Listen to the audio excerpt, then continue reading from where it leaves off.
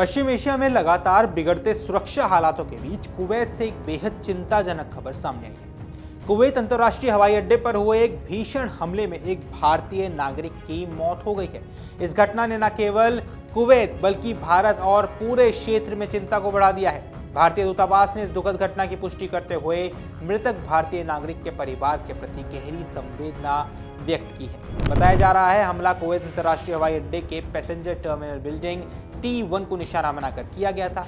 हमले में कई अन्य लोग भी घायल हुए जिनका इलाज विभिन्न अस्पतालों में अभी चल रहा है। घटना के बाद पूरे एयरपोर्ट परिसर में सुरक्षा व्यवस्था कड़ी कर दी गई है और एहतियातन हवाई यातायात को अस्थायी रूप से अभी रोक दिया गया है। भारतीय दूतावास ने यहां दुख जताया है। दरअसल कुवैत स्थित भारतीय दूतावास ने घटना के बाद जारी बयान में कहा कि हमले में एक भारतीय नागरिक की जान चली गई। दूतावास ने इस मौत पर गहरा दुख व्यक्त करते हुए कहा कि अधिकारी लगातार पीड़ित परिवार के संपर्क में है और उन्हें हर संभव सहायता उपलब्ध कराने की कोशिश की जा रही है। दूतावास के मुताबिक स्थानीय प्रशासन और कुवैती अधिकारियों के साथ मिलकर सभी जरूरी औपचारिकताएं पूरी की जा रही हैं। इसके अलावा हमले में घायल हुए भारतीय नागरिकों और अन्य प्रभावित लोगों को भी सहायता पहुंचाने का प्रयास जारी है। भारतीय समुदाय की बड़ी संख्या कुवैत में रहती है और काम करती है। ऐसे में इस घटना ने वहां मौजूद भारतीयों के बीच भी चिंता का माहौल पैदा कर दिया है। आइए आपको समझाते हैं आखिर कैसे हुआ यह हादसा। दरअसल प्रारंभिक जानकारी की माने तो हमला कुवैत अंतर्राष्ट्रीय हवाई अड्डे की मुख्य यात्री इमारत पर किया गया। हमले के दौरान एयरपोर्ट पर यात्रियों की आवाजाही जारी थी, जिसके कारण नुकसान और अधिक बढ़ गया। प्रत्यक्षदर्शियों की माने तो अचानक हुए विस्फोट और हमले के बाद एयरपोर्ट परिसर में अफरा तफरी मच गई। कई यात्रियों ने सुरक्षित स्थानों की ओर भागकर अपनी जान बचाई। सुरक्षा बलों और आपातकालीन सेवाओं की टीमें तुरंत मौके पर पहुंची और राहत और बचाव कार्य को शुरू किया गया। हमले के कारण टर्मिनल भवन को भारी नुकसान पहुंचा है। एयरपोर्ट के कई हिस्सों में संरचनात्मक क्षति की खबरें भी सामने आई। घायलों को तुरंत नजदीकी अस्पताल में पहुंचाया गया, जहां उनका इलाज अब जारी है। इस हमले के बाद कुवैत की सेना ने गंभीर आरोप लगाते हुए कहा कि हमला ईरान की ओर से ड्रोन के माध्यम से किया गया।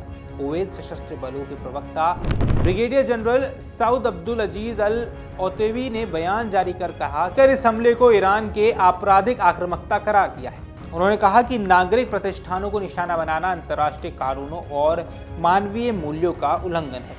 कुवैती सेना का दावा है कि हमले में इस्तेमाल किए गए ड्रोन बाहरी स्रोत से आए थे और प्रारंभिक जांच ईरान की ओर इशारा कर रही है। हालांकि घटना की विस्तृत जांच अभी जारी है। कुवैत सरकार ने कहा है कि वह अपने सहयोगी देशों और अंतर्राष्ट्रीय संगठनों के साथ मिलकर मामले की जांच करेगी और दोषियों को जवाबदेह ठहराने की दिशा में कदम उठाया जाएगा। दूसरी ओर ईरान ने इस मामले को अलग नजरिए से पेश किया है।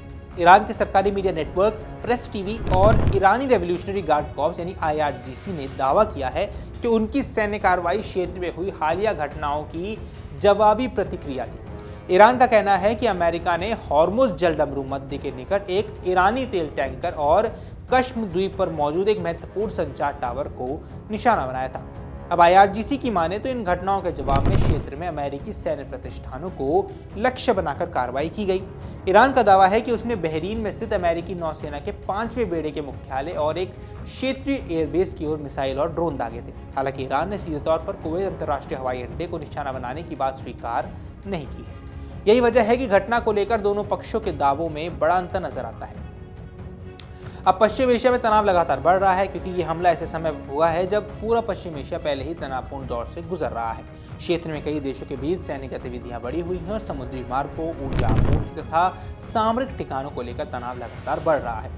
हॉर्मुज दुनिया के सबसे महत्वपूर्ण समुद्री व्यापारिक मार्गों में से एक है। वैश्विक तेल आपूर्ति का बड़ा हिस्सा इसी मार्ग से होकर गुजरता है। ऐसे में इस क्षेत्र में किसी प्रकार का सैन्य संघर्ष वैश्विक अर्थव्यवस्था पर व्यापक प्रभाव डाल सकता है। अब विशेषज्ञ मानते हैं कि यदि तनाव इस तरह बढ़ता रहा तो इसका असर अंतर्राष्ट्रीय तेल कीमतों, विमानन क्षेत्र, समुद्री व्यापार और वैश्विक सुरक्षा पर पड़ सकता है। हवाई यातायात पर इसका असर पहले भी पड़ चुका है। हमले के बाद सुरक्षा कारणों से कुवैत ने हवाई यातायात को अस्थायी रूप से रोक भी दिया है।